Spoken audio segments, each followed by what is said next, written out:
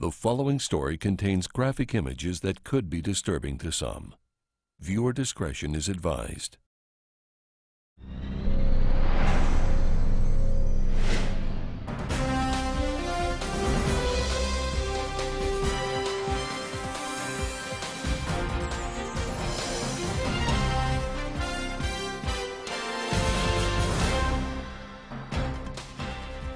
Good evening.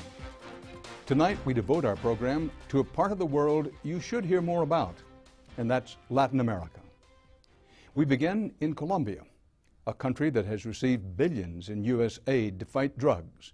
But now the Colombian government is in another struggle, one to convince the U.S. Congress that labor unions are allowed to freely organize in that country. Unions that have largely been the target of everything from intimidation to murder. 2,500 unionists have been killed in Colombia since the 1980s. The union violence has derailed a multi-billion-dollar trade deal with Colombia, a deal that could mean jobs for thousands of Americans. But American labor leaders have convinced enough members of Congress to say no deal, at least not yet. If you want to understand why so many people see Colombia as a success story, you need to come here to the bustling capital city of Bogota. Signs of international investment are everywhere, from insurance to banking to oil to more oil. And it's not just a one-way street. Colombia sells $14 billion of goods in the U.S. each year, making it one of the United States' biggest economic partners in Latin America. With energy security a priority in the U.S., supporters of the free trade agreement point out that oil and coal are two of Colombia's biggest exports. The United States imports more coal from Colombia than any other country, and the mines are a major employer in the developing economy. Plus, every year tons of cut flowers flow north to the United States, where 3 out of every 5 bouquets come from Colombia. A free trade agreement would expand trade by about another $1 billion a year. With hundreds of millions of dollars in trade in the balance, American business and industry have put big lobby money and their heaviest hitters behind this issue. And we will do a better job of seeing that people know what the facts are. But it's still going to come down to Colombia is going to have to do more on the labor side. Frank Vargo is Vice President for International Economic Affairs at the NAM, the National Association of Manufacturers. He is one of the key lobbyists for the business interests of 14,000 American companies. He's a pro, and he's been a fixture on Capitol Hill pushing the Colombian free trade deal. What's the single most important thing you think the American people should know about this trade controversy with Colombia at this moment? I think that they need to know that this agreement is very much in our interest in terms of jobs. It's very much in our interest in terms of the national security of the United States. When we look around Latin America and say, well, who is our friend? You know, certainly Colombia and President Uribe are among the best. And others in Latin America look at the United States and this trade agreement saying, well, if this is how America treats its friends, you know, won't even pass a trade agreement with them, this is a very negative thing. And some leaders of other countries have pointed that out. 7 years into his term, President Alvaro Uribe maintains a 70% approval rating. Health care and education have expanded, and with or without unions, the gap between rich and poor has fallen significantly since he took office. But Uribe has a persistent problem. Just 500 miles north of Bogota, in the heart of coal country, lies the sleepy provincial capital of Rio Hacho. The anti-labor violence here last year helped create American unions' vehement opposition to the new free trade agreement. Violence overall is at 30-year lows in Colombia. But these men still live in fear. They are members of a coal miners' union, and it's people like them whose tragic stories have been so effective in stopping a Colombian trade deal in the United States. Casi en el mismo término de tiempo teníamos circunstancias similares de amenazas. Entonces yo me preocupé, mi señora, la presión de la familia, salte de ahí, te van a matar. Yo pienso que es un terrorismo psicológico. Utilizan a los seres queridos para que influyan en nosotros que dejemos la actividad. This man was targeted when he was elected to a small position in the National Coal Miners Union. Estaba trabajando y llamaron a mi casa, donde mi mamá. La amenazaron diciéndole que dijera dónde me encontraba yo o de no la iban a exprimir como una naranja. These men are still alive, but this is what they fear.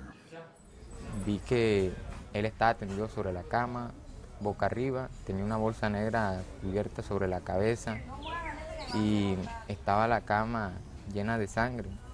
This young man lived next door to Rio Hacho coal miner and union member Adolfo Montes, who was murdered after leading an effort to affiliate his union, which had a good working relationship with the mine, with a left-wing political party. Esta era nuestra habitación. This is Adolfo's widow, Davis Castro, and this was their home. But she hasn't lived there in the months since the murder, and she says she's renovating to dull the pain. And her family life will never be the same. Mi hijo Ángel me pregunta todos los días y me dice, mami, yo voy a estudiar mucho y voy a hacer una máquina de retroceder el tiempo, porque necesito hablar con mi papá. Y yo, ¿cómo le digo que no va a poder hacer eso? It's because of voices like these that American organized labor says the United States should not pass a free trade agreement with Colombia.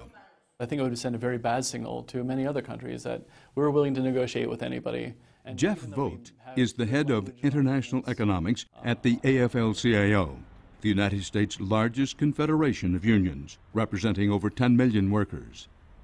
The American unions have so far been able to effectively shut down this billion-dollar trade deal. We have a real crisis, a humanitarian crisis in Colombia. And as you may know, we've negotiated labor language, labor protections in all of our trade agreements. But here we have a country that we know going into it from day one would be in a stark violation of those provisions. But those who support free trade argue the violence is embedded in the culture and the left-right divide that remains from the Civil War 50 years ago. The fact that many leftists are unionists, they claim, is incidental. We saw this ongoing rift up close. Our reporter-producer, Adam Teicholz, arrived just in time for the costliest act of terrorism in recent memory. The famed left-wing guerrilla group, the FARC, were suspected of bombing this coal train to disrupt Colombian exports. Though the context for the union murders is complicated, the deaths and intimidation benefit Colombian industry. Rates of labor organization are low and falling, and on average, non-unionized workers in Colombia make 30% less than their union counterparts. And it's not just organized labor, but also their defenders who have suffered. In one infamous union murders case, active members of the Colombian military were convicted. The judge in that case is now jobless and fears for his life. Las amenazas, sí, es normal. He recibido amenazas, sí. This is former Judge Jose Nerio Sanchez. He ordered an investigation into Swiss food giant Nestlé's alleged involvement in the murder of a labor activist. And soon thereafter, he says, he was stalked by thugs across Bogotá. Eso no es nada bien sentirse uno como al borde de la muerte. Sanchez has made some courageous convictions and investigations. But Jeff Vogt of the AFL-CIO is quick to point out that convictions are the exception. In 96% of the cases, roughly, the person who's responsible for those crimes, for those assassinations, are still walking free. And in many of the cases where there have been prosecutions, they're prosecuting the gunman, the guy who was ordered to do the killing, but the intellectual authors of these crimes, the people who have been planning these killings, are still walking free. One case in which Judge Sanchez tried to hold the intellectual authors responsible involved on-duty Colombian Army soldiers murdering union leaders. Fueron asesinados, sacados de sus casas, arrodillados y disparados por la espalda. Fue una ejecución extrajudicial. Sometimes there's a clear connection between employer and the paramilitaries. Chiquita Brands admitted paying paramilitaries to protect their operations. Coca-Cola is accused of the same. Other companies, Nestle and the American coal miners Drummond, are suspected, not proven but suspected, of direct involvement in union murders simply to crush organizing and make more money. And the corruption extends into government as well. What we're finding out now, because of some bold and brave steps by members of the Colombian Supreme Court, is that they found that over 60 members, current members of the Colombian Congress, senior members in the Uribe administration, up into and including his own cousin, have linkages with these paramilitaries. The paramilitaries were successful in infiltrating the state at the very highest levels. And we know of cases where the intelligence minister of Colombia actually turned over the list of trade unionists to paramilitaries who then went out and assassinated these people. Is that a fact? Yes. Yes. Even President Uribe has come under fire for, it is said, not being clear enough in his condemnation of the paramilitaries. His government is pushing back against such charges. No se trata de lo que se diga, se trata de lo que se haga. Maria Isabel Nieto was the highest minister in Uribe's cabinet in charge of human rights protection, though she has since resigned. She oversaw a citizens protection program. Just listen to what they do to keep registered union members safe. Chalecos antibala, escoltas, vehículos blindados, armas, medios de comunicación, tiquetes internacionales cuando se requiere que el sindicalista salga definitivamente del país por la gravedad de las amenazas. Expenses like bulletproofing these SUVs cost the Colombian government $39.5 million in 2007. For the Colombian people, it's a small down payment for the hundreds of millions of dollars that could be generated by a new free trade deal. Ningún sindicalista. Nieto says that not a single union member under protection has been killed. And Frank Vargo of the U.S. National Association of Manufacturers says government and industry are united to protect labor organization. You work with people who own businesses there, own manufacturing plants. What is their attitude toward the unions? Their attitude toward the unions is a positive one. You know, people are not conspiring to try to prevent unions from being formed. Their attitude is they want greater security both for union members and for everybody else as well, including for themselves. So they certainly advocate the Colombian government doing everything it can to bring the situation more under control. And you believe that's reality. I say that because I do. know that you know that any number of American labor unions say, look, the basic problem is that business and big landowners are violently, literally violently anti-union. And that's what continues to spawn these killings and the reason they're opposed to this new trade agreement. Well, union membership has been growing. The number of unions have been growing. And I think the Uribe government has been supportive of that. Labor statistics, however, may suggest a different trend. Even as murder rates have fallen in the past several years, so too have levels of union membership, which are now among the lowest in Latin America. Back in Colombia's coal country, these port workers say the government has stifled their efforts to form a union in subtler ways than violence. It's refused to let them form a union because, technically, they're just temps.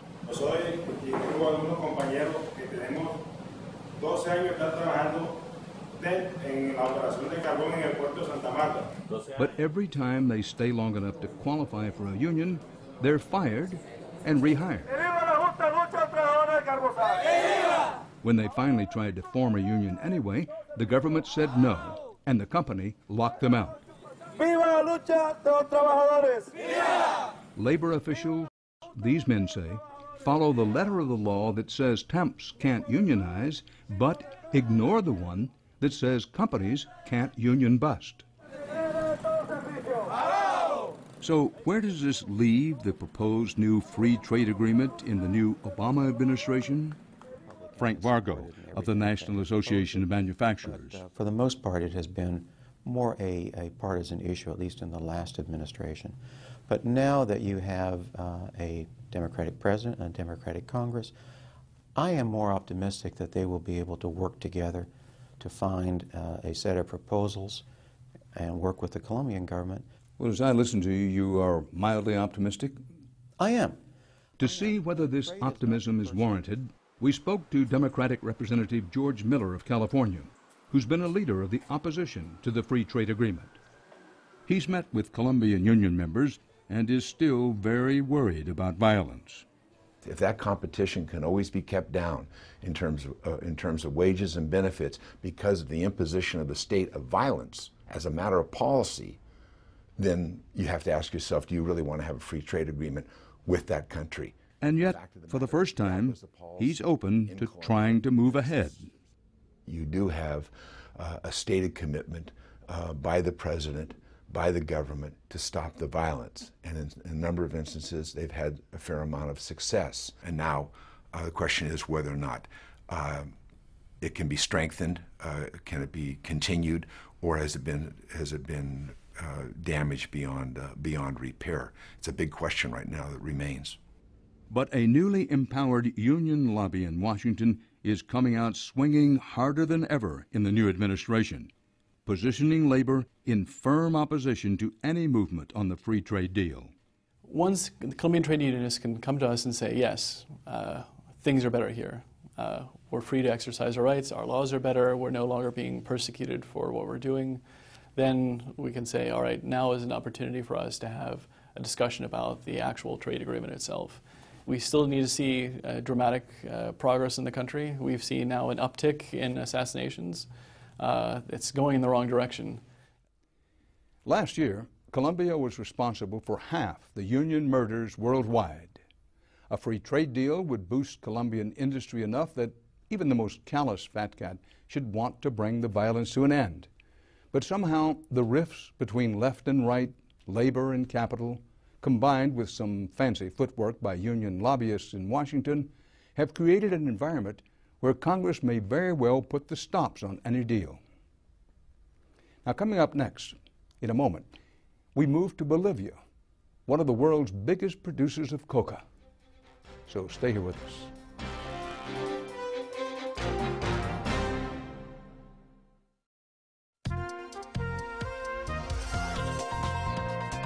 Missed an edition of Dan Rather Reports? Or just want to see one again? We're now available on iTunes, so check us out.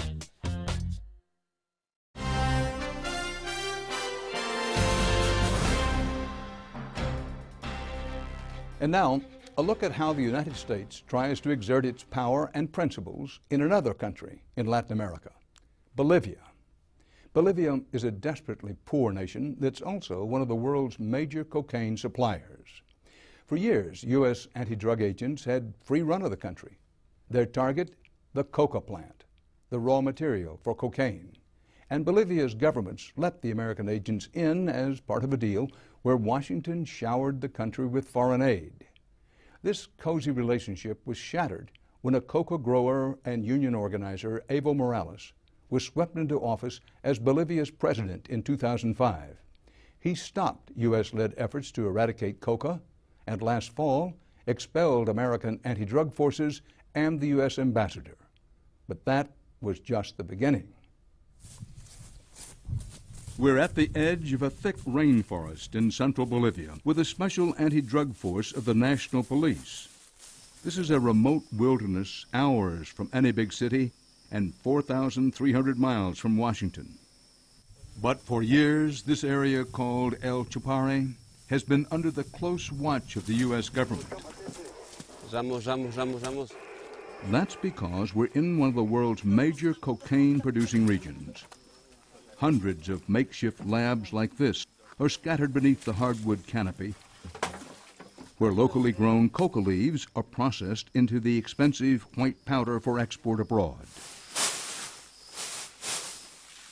En su patrullaje rutinario encontró una fábrica de elaboración de cocaína del tipo móvil.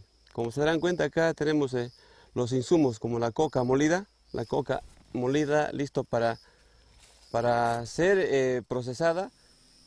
The size of this pile of processed coca suggests the lab has been running unnoticed for weeks. A small engine, powered by drums of gasoline, churned out gallons of liquid cocaine. Once made into a powder, it would be worth tens of thousands of dollars. Bolivia is the world's third largest producer of cocaine, thanks to an endless supply of coca growing in its two lush valleys. Bolivian Indians revered coca as a sacred plant long before the U.S. declared its war on drugs. For centuries, they chewed the tea-like coca leaves to stave off hunger and get a boost, like a cup of coffee. But the United States sees danger in these coca fields. After all, America consumes more cocaine than any other country and has spent tens of millions of dollars on its war on drugs here. For years, officials from the U.S. Drug Enforcement Administration, or DEA, have provided intelligence, equipment, and training to these Bolivian police. Crucial help that led authorities to find and torch thousands of coca fields and labs like this each year. Now, all that has changed.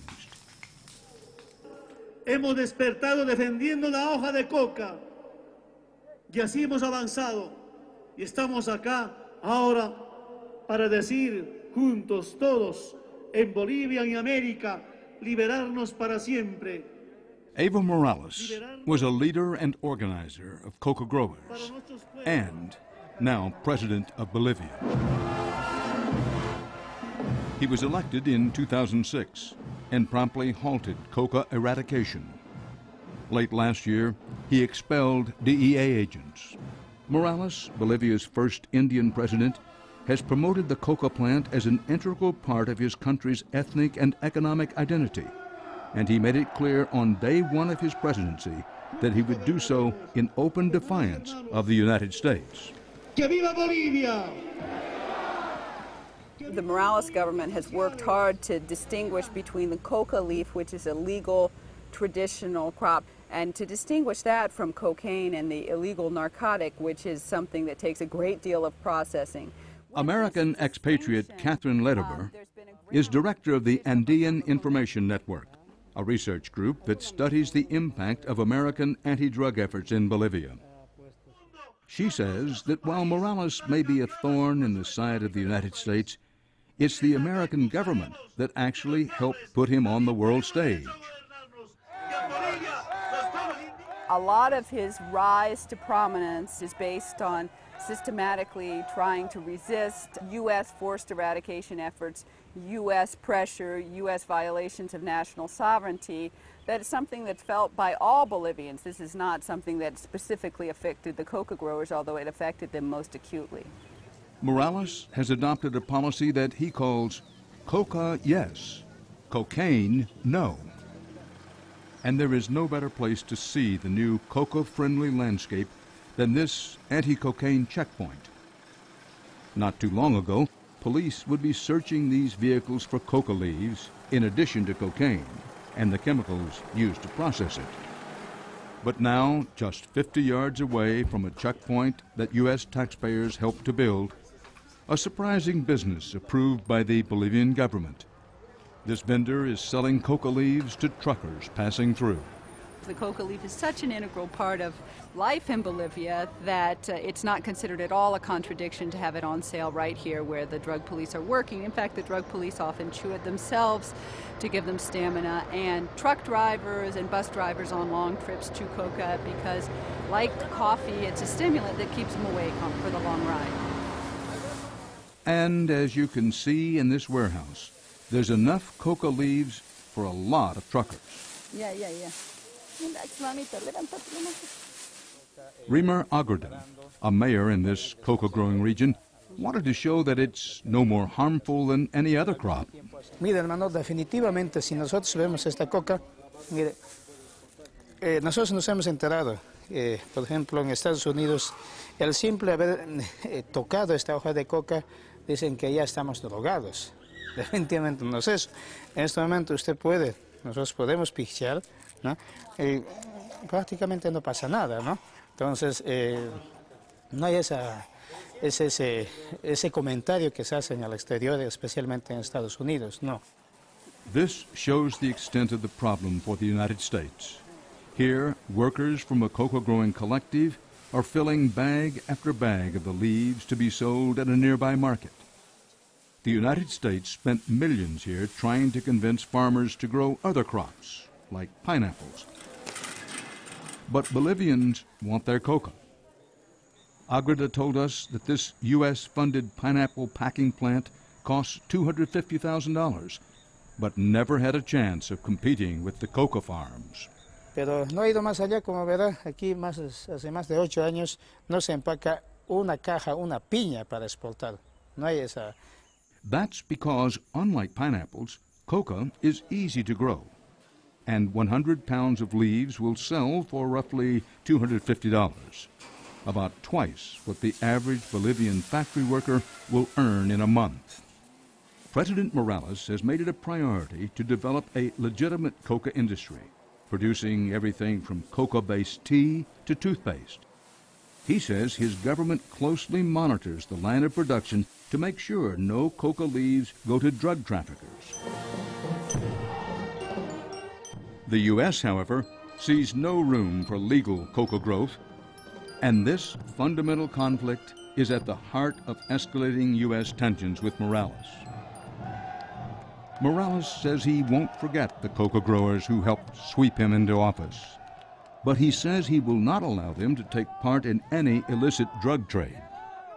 It's important to judge not just what he's saying, but what he does.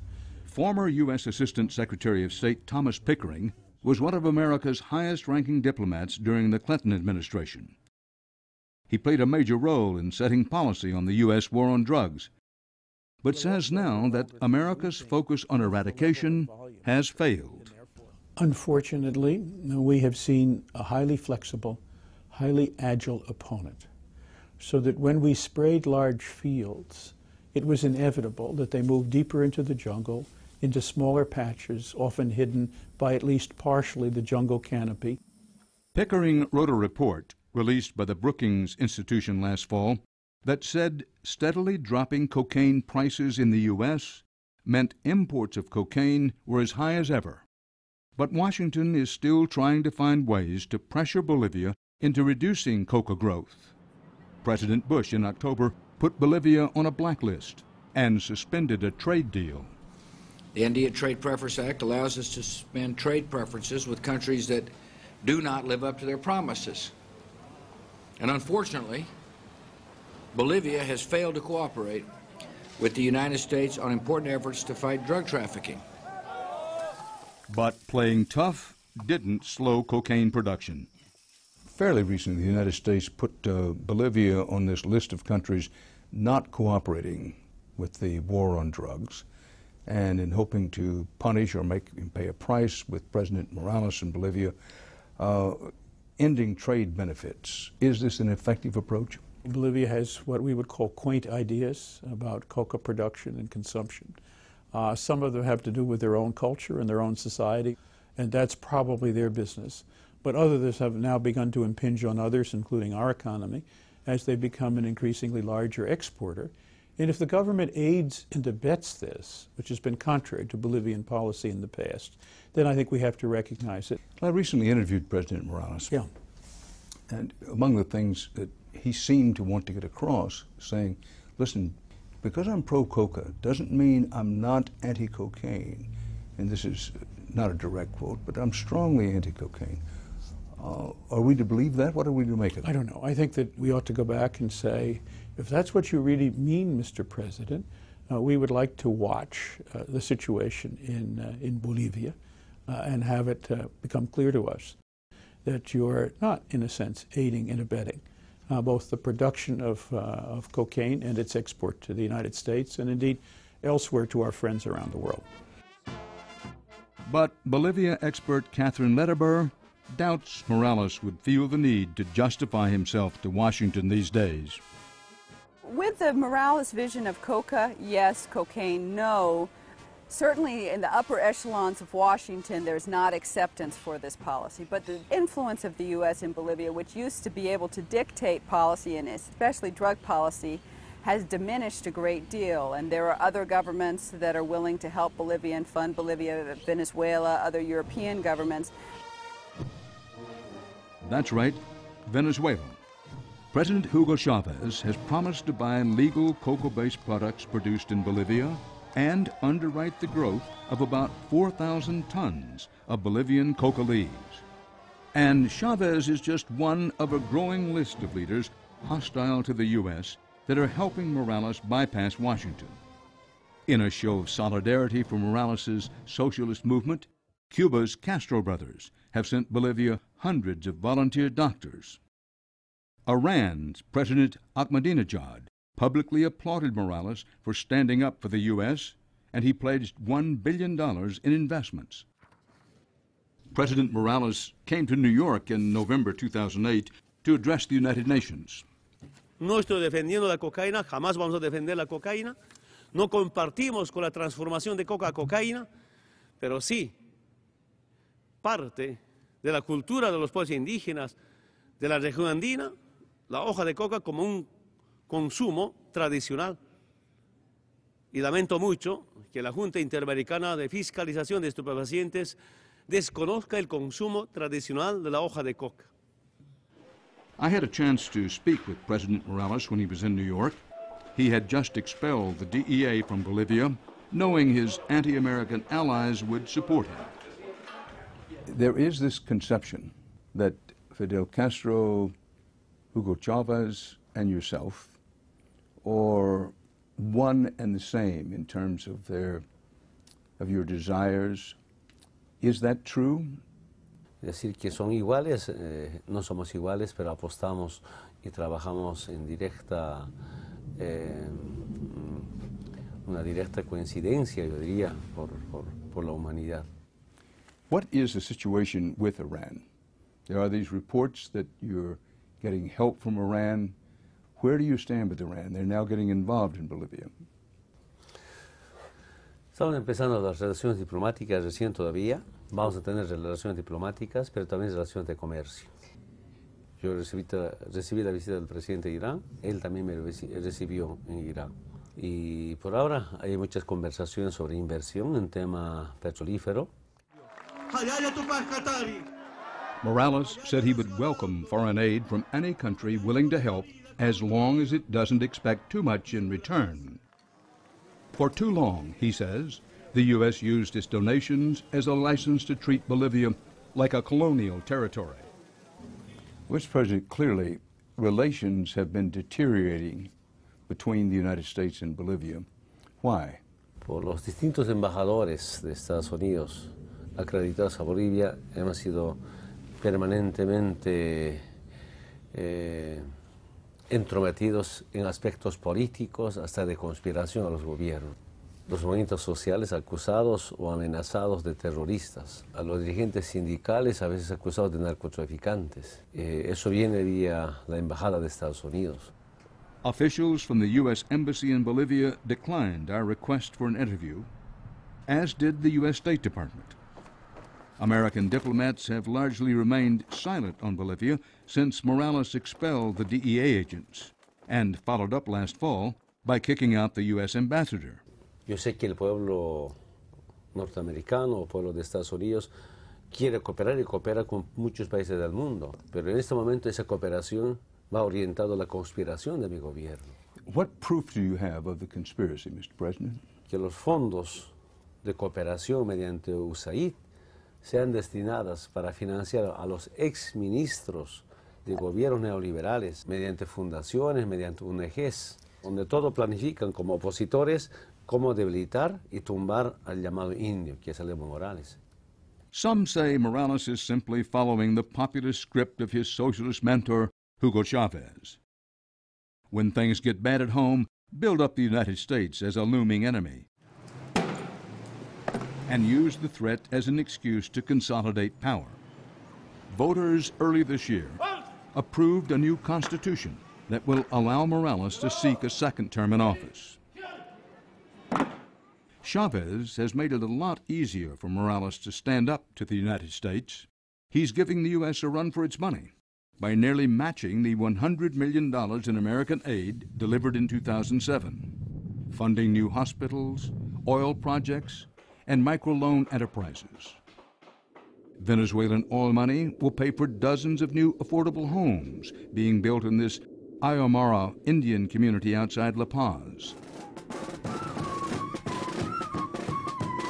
Hundreds turned out for this groundbreaking ceremony. Chavez's goal is clear.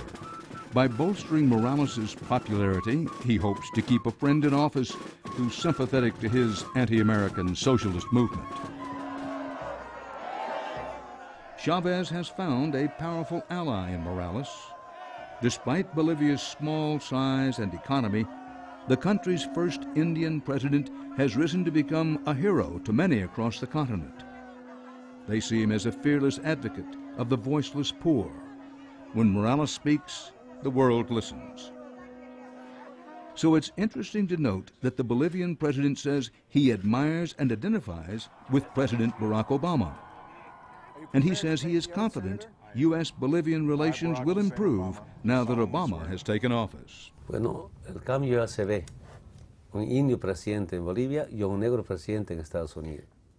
Eso que nunca se ha visto en toda la historia de Bolivia y de Estados Unidos. Sectores más vilipendiados de la humanidad, ahora podemos también ser presidentes. El gran deseo que tengo, no solamente con el presidente electo de Estados Unidos, sino con todos los presidentes del mundo, es tener buenas relaciones, mejorar las relaciones, complementarnos para trabajar por nuestros pueblos. The honeymoon didn't last. After determining that Morales had not done enough to curb coca growth, President Obama opted to continue the punitive suspension of the U.S.-Bolivian trade deal. And enraged Morales accused President Obama of lying for promising greater cooperation between the two nations, but, as Morales put it, continuing a heavy-handed foreign policy. Now, when we return, we take you to a U.S. Army base in Georgia to see how U.S. influence in Latin America is being tested. You'll want to see it.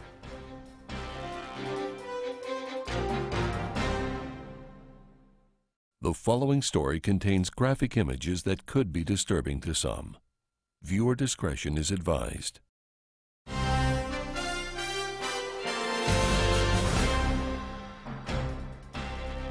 Our next story is the result of a 6-month investigation. The subject is, once again, Latin America. Only we'll spend the next few minutes at a U.S. military training facility in the oak forests of Georgia. It's called the Western Hemisphere Institute for Security Cooperation, or WHINSEC. For decades, soldiers and police from all over Latin America, including Bolivia and Colombia, have come to this academy for training at the invitation of the Pentagon. The question is, what kind of training, for what purpose, and to what effect? The academy was started to fight communism, but with the end of the Cold War, the mission officially shifted to anti-narcotics and stability operations. But regardless of the kind of operation, the Academy has had a reputation, rightly or wrongly, a reputation for teaching soldiers from all over Latin America, some of them with histories of repression, to be even deadlier. Critics say the students were taught to use the harshest of interrogation techniques, simply put, torture. What do you teach, if anything, about torture and extreme interrogation techniques? Is that part of the curriculum here? Does that come up in the teaching? Sir, absolutely not. I don't think that anyone that wears a U.S. military uniform will espouse torture in any way. I can assure you that that is not something that we pursue in this kind of environment. Colonel Felix Santiago is commandant of WHINSEC, which sits on a small corner of the massive U.S. military base at Fort Benning, Georgia. And these are some of his students. Army cadets from Honduras who are taking part in a 2-day tactical training exercise. While this program has faced criticism in the past, Colonel Santiago says it is now a model modern-day military academy, one that has taught core American values to thousands of soldiers from more than a dozen Latin American countries. We are pursuing professional training. You have seen it yourself throughout the day today, and I think if you ask any student out there, that they realize that they can apply what we teach over here in terms of human rights into their own reality. That when you go into a particular real situation, whether in Colombia, Panama, Ecuador, you name the country, you know, that when you're challenged, and you're challenged by the conditions, that you do the right thing. Training Latin American troops to do the right thing costs U.S. taxpayers some $13 million each year. But West Point graduate and U.S. Army Captain Brad Miller, an instructor here, says it is worth every penny. But in this group of people whose faces we see here in the camouflage uniforms, there's some future generals. Absolutely. And high-ranking colonels who'll be in command. Absolutely. And that is why it is so important. Really, something that I always tell my instructors, and I also have to tell myself repeatedly, is that we're looking into the future, and we have to realize that in the faces of these young individuals who right now are 19 and 20-year-old cadets, if we were to fast forward 25, 30 years, these are going to be the leaders of their nation. This isn't idle speculation. Students are handpicked by their superiors at home, and scores of graduates have gone on to enjoy decorated military careers. The idea behind WENSAC is that graduates will use their training to assist the U.S. in taking on some of the hemisphere's greatest threats. Everything from terrorism to natural disasters to the war on drugs. We spent 2 days observing a number of classes, and we saw a wide range of skills being taught to prepare a professional 21st century soldier. The countries that come here reflect American interest in the hemisphere. These days, most students come from Colombia, the world's biggest producer of cocaine, a country that, unlike Bolivia, is cooperating in America's war on drugs. Cadets can even practice raiding a fake drug lab like the real one we saw in Bolivia. And they will get expert instruction from a sergeant on loan from Colombia's National Police Force. Aquí se le enseña a los estudiantes cuál es el proceso que se realiza para producir clorhidrato de cocaína y las partes que conforman este tipo de laboratorio. But that's not all.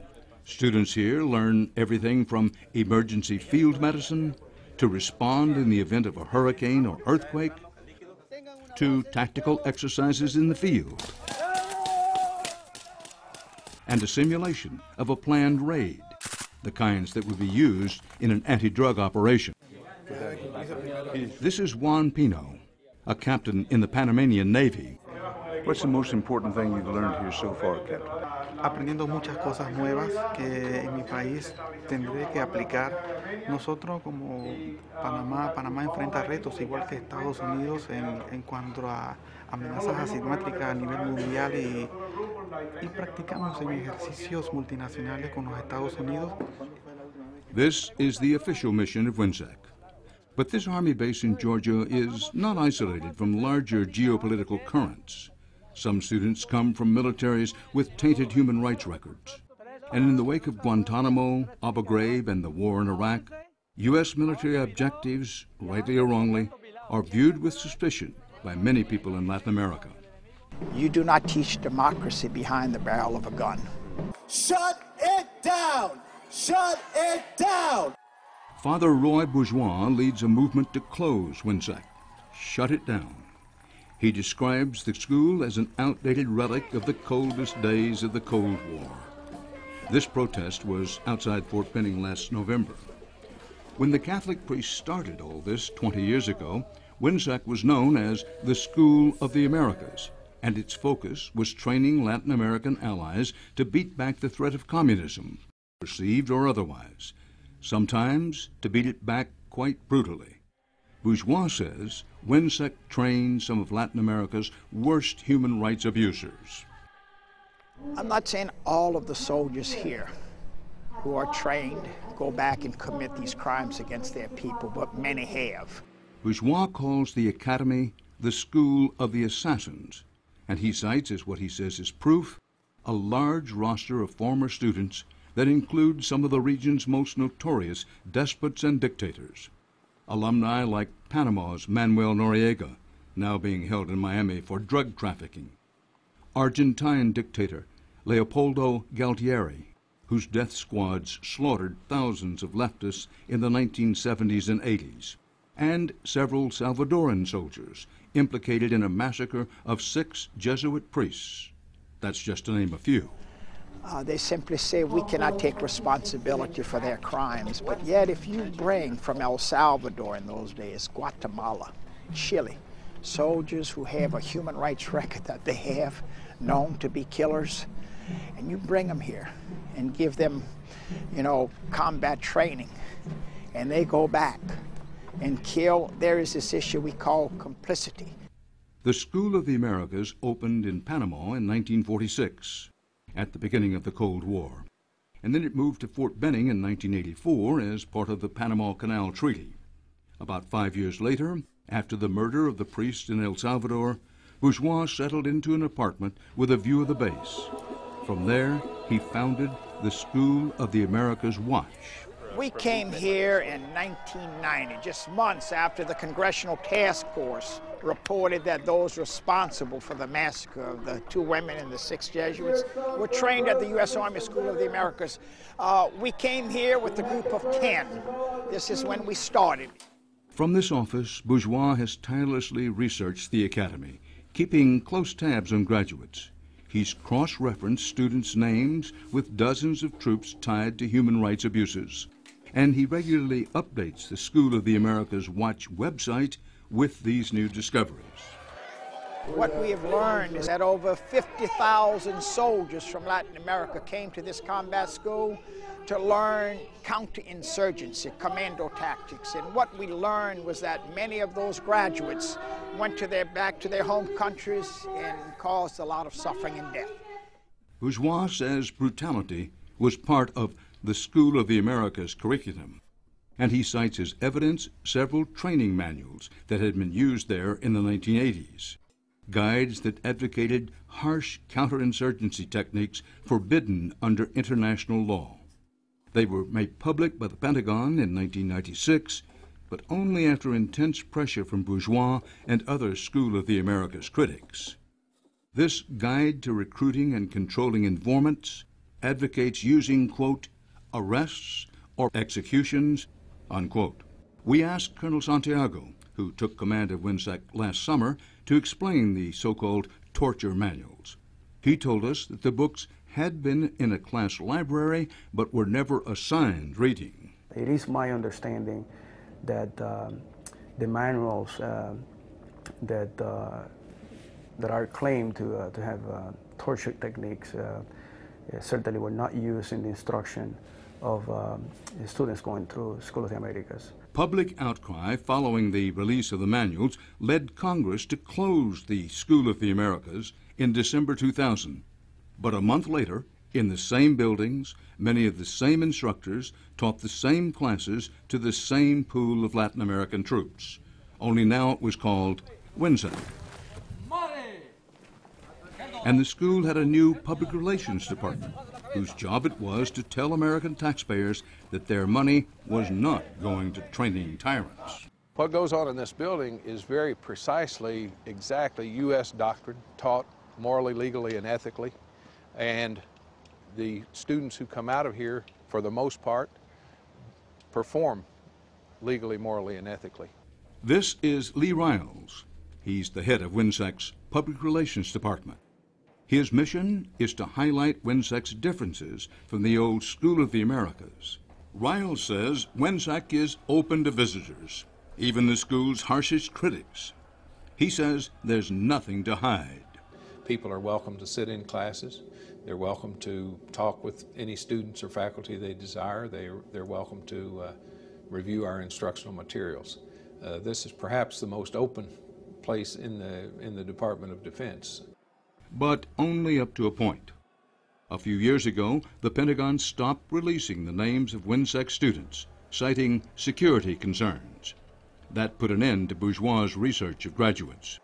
But we wanted to try and see if we could get the names of recent students and investigate whether they were or were not tied to any human rights crimes. So we sent a formal records request to WinSec. And this is what we got. Page after page of blacked out names.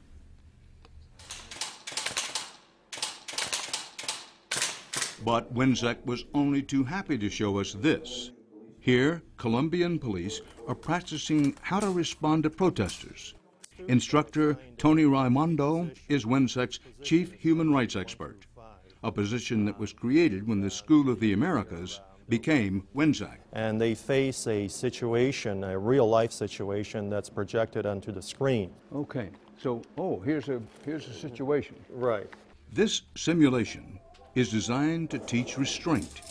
The guns are outfitted with lasers, and up on the screen, actors are portraying a potentially hairy scenario.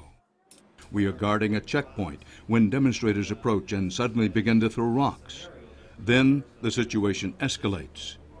Notice in the corner of the screen, one of the protesters pulls out a handgun and starts to shoot at us.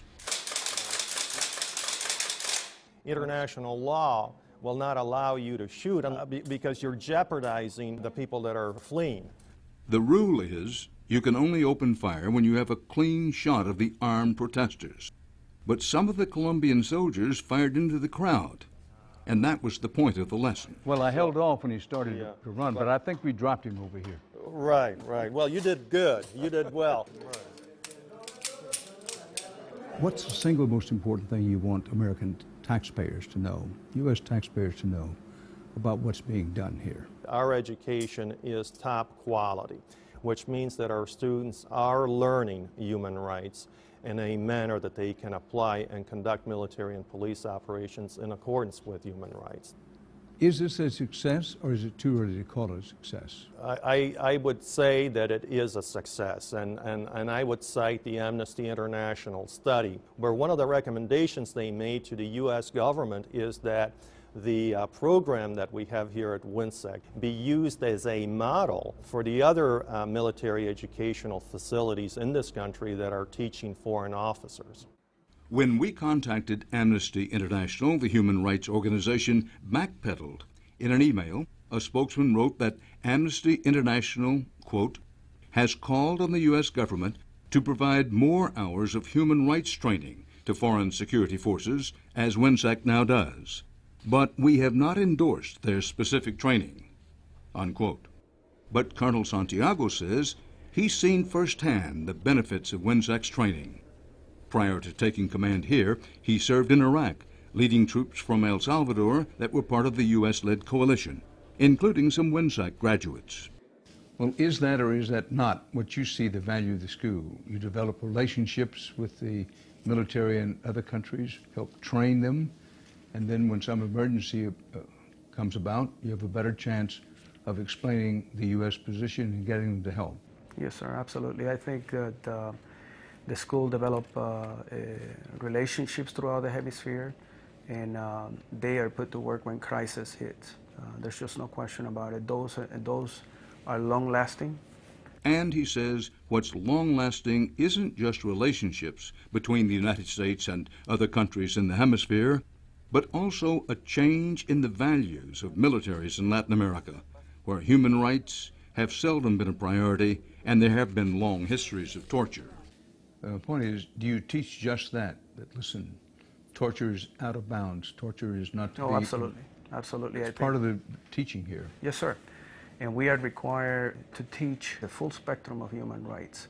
So torture is out of the question. Sargento Viceprimero Tutistar Fajardo Libardo. All the students that come through here have the opportunity to reflect on what it means to have strong convictions about right or wrong. The higher priority is what we all support, which is our freedoms. Since this story first aired earlier this year, the House of Representatives approved an amendment to the 2010 military spending bill that would require the Pentagon to disclose the names of WINSEC students and the courses they took. School of America's Watch activists, however, told us they face an uphill battle to get that amendment signed into law. And that's our program for tonight. For HDNet, from New York, Dan Rather reporting. Good night.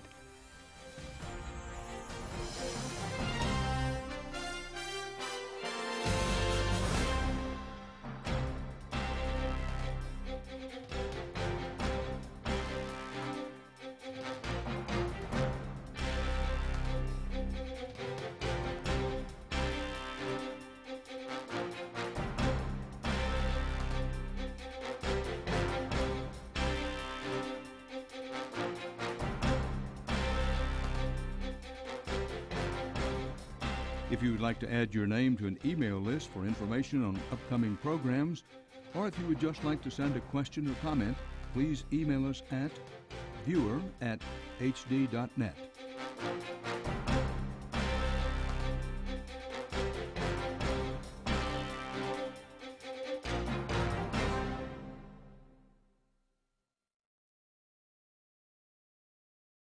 Out.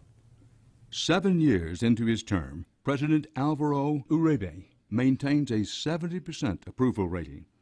Health care and education have expanded, and with or without unions, the gap between rich and poor has fallen significantly since he took office. But Uribe has a persistent problem. Just 500 miles north of Bogota, in the heart of coal country, lies the sleepy provincial capital of Riohacha. The anti-labor violence here last year helped create American unions' vehement opposition to the new free trade agreement. Violence overall is at 30-year lows in Colombia. But these men still live in fear. They are members of a coal miners' union, and it's people like them whose tragic stories have been so effective in stopping a Colombian trade deal in the United States. Casi en el mismo término de tiempo teníamos circunstancias similares de amenazas. Entonces yo me preocupé, mi señora, la presión de la familia, salte de ahí, te van a matar. Yo pienso que es un terrorismo psicológico. Utilizan a los seres queridos para que influyan en nosotros que dejemos la actividad. This man was targeted when he was elected to a small position in the National Coal Miners Union. Estaba trabajando y llamaron a mi casa, donde mi mamá. La amenazaron diciéndole que dijera dónde me encontraba yo o de no la iban a exprimir como una naranja.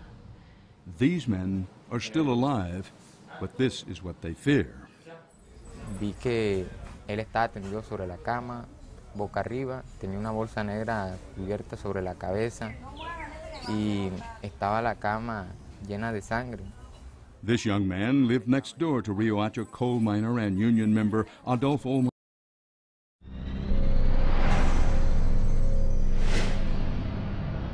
The following story contains graphic images that could be disturbing to some.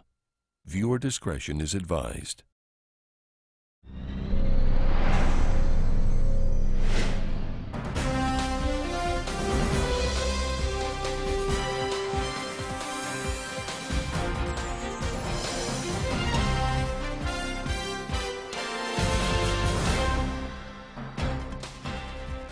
Good evening. Tonight we devote our program to a part of the world you should hear more about, and that's Latin America.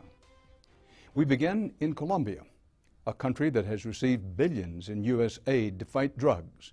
But now the Colombian government is in another struggle, one to convince the U.S. Congress that labor unions are allowed to freely organize in that country. Unions that have largely been the target of everything from intimidation to murder. 2,500 unionists have been killed in Colombia since the 1980s. The union violence has derailed a multi-billion-dollar trade deal with Colombia, a deal that could mean jobs for thousands of Americans. But American labor leaders have convinced enough members of Congress to say no deal, at least not yet. If you want to understand why so many people see Colombia as a success story, you need to come here to the bustling capital city of Bogota. Signs of international investment are everywhere, from insurance to banking to oil to more oil. And it's not just a one-way street. Colombia sells $14 billion of goods in the U.S. each year, making it one of the United States' biggest economic partners in Latin America. With energy security a priority, who was murdered after leading an effort to affiliate his union, which had a good working relationship with the mine, with a left-wing political party. Esta era nuestra habitación. This is Adolfo's widow, Davis Castro, and this was their home. But she hasn't lived there in the months since the murder, and she says he's renovating to dull the pain. And her family life will never be the same. Mi hijo Ángel me pregunta todos los días y me dice, mami, yo voy a estudiar mucho y voy a hacer una máquina de retroceder el tiempo, porque necesito hablar con mi papá. Y yo, ¿cómo le digo que no va a poder hacer eso?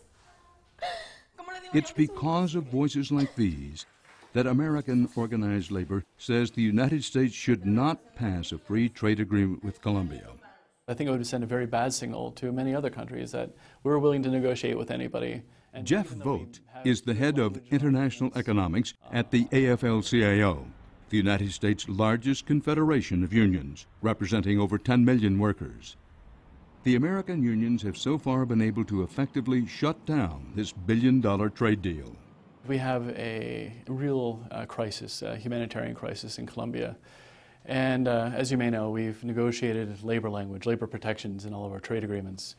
But here we have a country that we know going into it from day one would be in a stark violation of those provisions.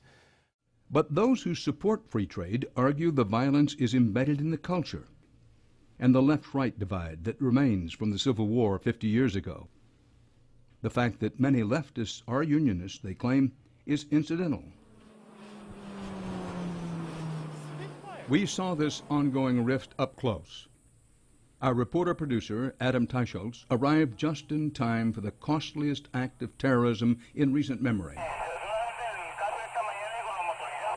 The famed left-wing guerrilla group, the FARC, were suspected of bombing this coal train to disrupt Colombian exports. Though the context for the union murders is complicated, the deaths and intimidation benefit Colombian industry.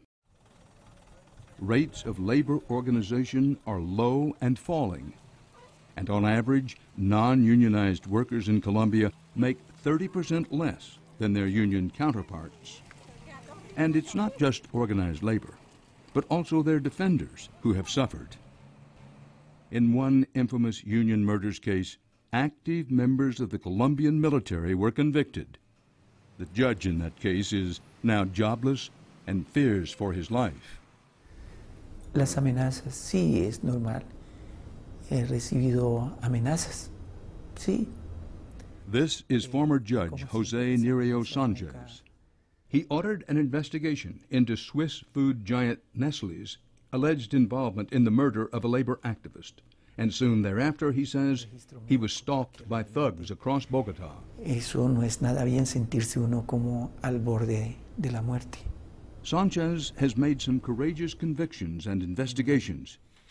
But Jeff Vogt of the AFL-CIO is quick to point out that convictions are the exception. In 96% of the cases, roughly, the person who's responsible for those crimes, for those assassinations, are still walking free.